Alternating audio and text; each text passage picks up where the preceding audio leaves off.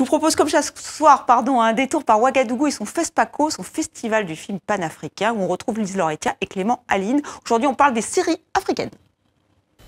Mais dis-moi, Moulay. Oui. Je veux qu'à ton retour, tu m'emmènes à la mairie.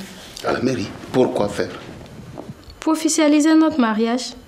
Écoute, tu es ma femme. On est mariés à la mosquée. Dieu a béni cette union et tout le monde le sait.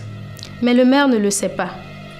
Et si tu veux que je fasse prospérer tes affaires, il me faut un papier qui prouve que je suis ta femme. Qu'est-ce qui t'arrive, Yasmine? Tu élèves la voix devant ton mari maintenant? Écoute-moi très bien, Moulay. Le mariage civil où tu ne me trouveras pas ici à ton retour, ok? Ouais, mais attends.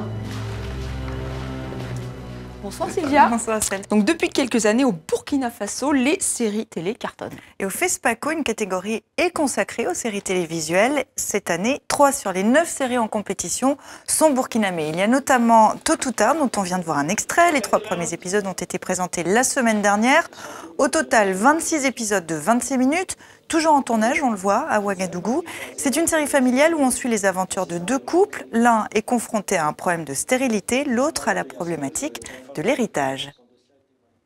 Naturellement, je pense que beaucoup trouvent ici un soulagement. C'est comme un passe-avant pour eux de pouvoir exhumer ce qu'ils vivent en intérieur à travers ce que nous proposons comme thème. Parce que c'est des sujets difficiles à traiter. Parfois, il y a toute la famille qui est derrière, il y a les belles-mères, il y a les beaux-parents. Et le cinéma permet de corriger chacun à sa manière, sa façon de se positionner face à ce problème. Pour que ces séries s'exportent, c'est dans le choix du thème. Nous avons voulu des thèmes à valeur universelle qui regroupent tout le monde, que tu sois du Canada, de l'Afrique, des États-Unis. Et deuxièmement, le choix aussi de nos acteurs qui sont porteurs aussi de cette dimension internationale. Et nous avons dans cette série une Française et un métis. Alors, Tôt ou Tard a pu voir le jour grâce au soutien de TV5 Monde, diffusion sur notre chaîne et à la RTB, la radio-télévision burkinabé, normalement cet été. Et appel aux dons, le budget de 139 000 € n'est pas encore complètement bouclé.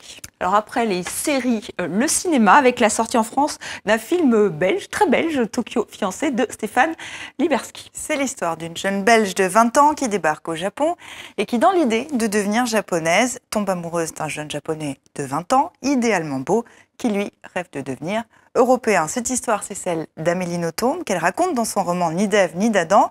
L'auteur belge se dit comblé avec cette adaptation au cinéma. Et c'est la comédienne Pauline Etienne, belge, elle aussi, qui interprète une jeune Amélie avec beaucoup de fraîcheur. Par hasard, j'étais née au Japon. Bien sûr, ça pouvait aider. Sauf que le hasard s'était montré farceur.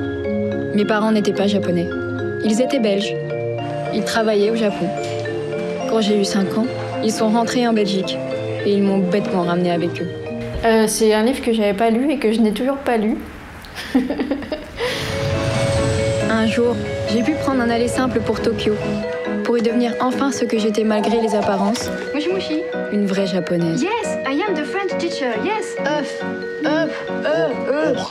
Quand Stéphane Liberski, le réalisateur, m'a proposé le rôle, je me suis dit que je préférais m'attacher à ce que lui avait envie de raconter qu'à l'histoire d'Amélie Nothomb.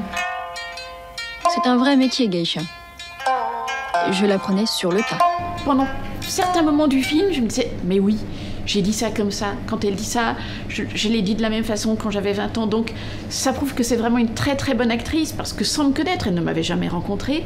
Elle a pu saisir qui je pouvais être à 20 ans. Et comme le personnage d'Amélie est déjà un personnage assez particulier, en tout cas publiquement, ça servait à rien d'essayer de refaire une Amélie Nothomb qu'on connaît. T'es pas un japonais comme les autres. Tu es sûr que tu es pas un yakuza? Je suis un samouraï. J'avais un travail, des amis, une ennemie et mon amant japonais. Je pense que ça marche. C'est difficile d'être japonaise. Oui, ça doit être très difficile. Donc c'est une comédie romantique. C'est une comédie romantique, voilà, qui est vraiment portée par Pauline Etienne. Merci Sylvia, à Merci. demain.